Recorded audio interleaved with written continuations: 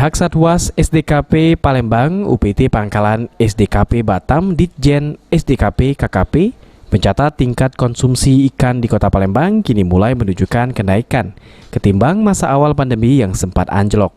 Koordinator Pengawas Perikanan Satwas SDKP Palembang, Maputra Prasetyo menjelaskan, dalam satu hari saja pihaknya mencatat sebanyak 5 ton ikan kiriman memasuki wilayah Palembang.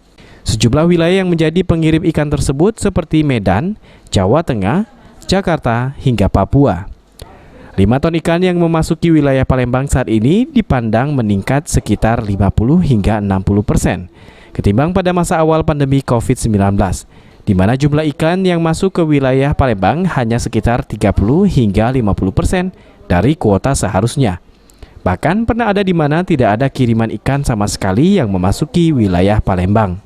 Berdasarkan dari data yang sudah melakukan pelaku perikanan yang melaporkan ke kami pada saat sudah on time, dan itu didapatkan rata-rata 5 ton per hari ikan hasil laut yang berasal dari Medan, Jawa Tengah, dan Jakarta. Ada juga berupa ikan gabus yang berasal dari Papua yang sudah dilakukan distribusi ke daerah Palembang dan tidak dilakukan distribusi keluar lagi, selesainya dan dikonsumsi seluruh warga Palembang dan Sumsel secara umum. Oke. Itu artinya pengiriman langsung bukan dari nelayan Kota Palembang saja?